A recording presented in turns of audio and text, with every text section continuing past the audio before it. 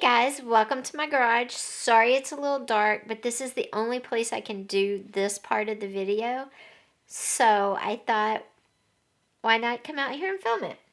What we're doing today is boho decor, but we're doing the natural kind of earthy colors mimicking earthly substances like clay, mud, dirt, rocks, moss, just things you would find in nature. This is going to be some more just decor for around the bedroom, because once I'm done with the big part, I don't like to go back and do this little part. So I always do the little part before I do the big part.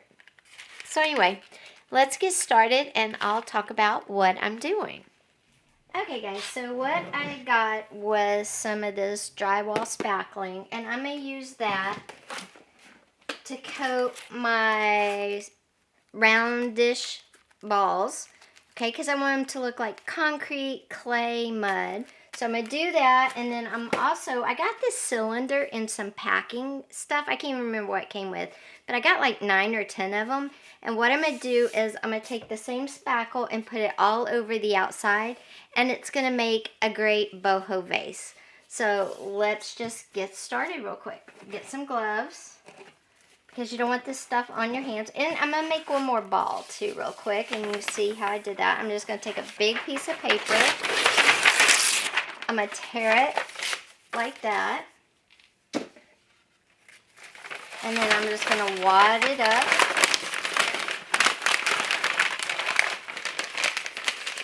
And again, it's not going to be perfect. It doesn't have to be perfect, because nature is not perfect. Where did my tape go? Oh, here we go. Nature is not perfect, and I will show you an example of other things that I'm also going to put in with these. Again, I'm just going to put tape over, about 85% of it, because I don't want it to have a lot of deep crevices where I have to spackle a lot. But I am going to put the spackle pretty heavy. And then, of course, we'll finish this tomorrow after they dry. Very cool craft. I'm super excited about it. So there's my 3 balls. And then, of course, my 1 cylinder. I'm getting my gloves on. And I got the pink kind, so I'll know when it dries, because it won't be pink anymore. Getting my gloves on. I can get my fingers in. And I'm just going to use some of the spackling off the lid. And then I'm just going to tape my ball and just press the spackling on it. And that's it. That's all I'm going to do. I'm going to use my hands and just kind of shape it just like you would clay almost. But I don't want any of the tape showing. And I'll probably check them through the night just to make sure that there's no blue showing in any weird spots, because I don't want the blue to show at all. Because in nature, you can have weird colors, but I don't think blue is one of them. Unless you're doing something with the sky or water. But I may not worry about it, because like I said, nature, everything's imperfect. Now remember, there's 2 types of boho. There's one that's kind of bejeweled, and one that's more natural, and I am doing the one that is more based on nature, just because that's what I like. If you wanted to do the same thing, but when you go to paint it, if you wanted to use sparkles, sparkly, bejeweled, kind of boho, gypsy kind of, you definitely could do that too.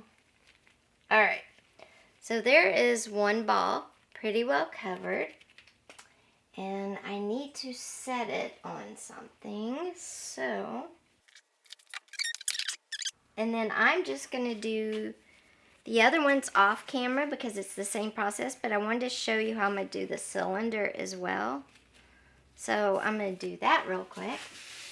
And again, I'm just going to take some, and probably not put it quite as heavy on the cylinder, because I want it to kind of have, a rough texture and a smooth texture. And the dried ball you'll see tomorrow is going to have a lot of sticky up points on it. And I will just lightly sand those before we finish the process of painting. So it's an in-depth process, but it's not hard. None of it is hard. Now, if you can't find tubes like this, of course, you can use, if you want to use cylindrical tube-like shapes, you could use paper towels. You could use just tons of other stuff. Again, I just want to have a rough, like nature, out in nature texture. Might want to try using gloves that fit better. I have little hands and these gloves are not fitting very good. But that's totally up to you. Good thing is it is still warm here, so this will dry relatively quickly. Okay. And there's my cylindrical tube. So cool. So we'll check them in the morning. And I'm just going to finish up off camera. And I will see you in the morning. Okay, guys, we're back. It's the next day after I put all of the drywall putty on my different size balls I made from the white craft art paper and the tape and my big cylinder that I had. They're dry now, and while I was waiting for them to dry yesterday, I went to my local store and I got samples of this Pesto and Fiesta, this color right here and this color in the middle. And those are the colors I'm going to use on the balls, and then I'm just going to use the terracotta, the Fiesta, on the cylinder because this is going to be a vase for some more. We're going to make our own flowers, our own boho in a little while for another video. So what I want to do is just paint this. So I'm going to use both of these plus the blue that I used on those dice. I'm going to use the blue on the little one, and then I'm going to use the terracotta and the green on the bigger balls, and then use the terracotta on the tall cylindrical vase. But you can see here what great texture the wall putty added to the cylinder. And I didn't cover it 100% because I wanted it to be like it would be in nature. And nothing in nature is perfect.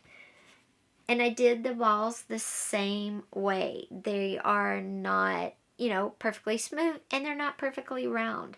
They have, quirks and dents and that kind of thing to them. So let's start painting so you can see how awesome this is going to turn out. I'm so excited. Okay, so I'm just going to use my terracotta, and I'm going to paint the medium ball. Because I was going to do the large ball terracotta, but since it's going to be next to the vase, which is going to be terracotta, I'm going to do it green. That way my colors aren't so butted up against each other. And you could leave the vase white if you wanted to, but I think it needs some color because, you want it to look, I want it to look earthy, something you would see out in nature. And the terracotta color is actually the color of some clay in certain parts of the country. Now it takes a little while to paint it because it is awfully rigid and bumpy and not smooth at all. That's the way we wanted it. But that means you have to take your time, and you're constantly like dabbing it so you can get in all the grooves and everything, which is fine. I mean, to make beautiful stuff, you have to put in a little work.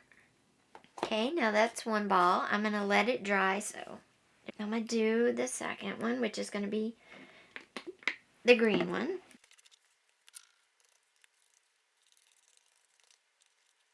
I just love the texture I got on these. I've used the putty before for smaller projects, but this is the first really large project like the vase, and I just really love how they turned out. Now you're going to have different shades of your terracotta and your green, your blues, whatever colors you use, because you might have places where the wall putty's thicker and where the tape, if you go the tape route, shows through. I like doing this better. I hate using styrofoam for projects because it's so bad for the environment, and at least using paper, I feel like I'm doing a little bit better. Of course, you do you. These are just ideas for everybody to, use the way they want.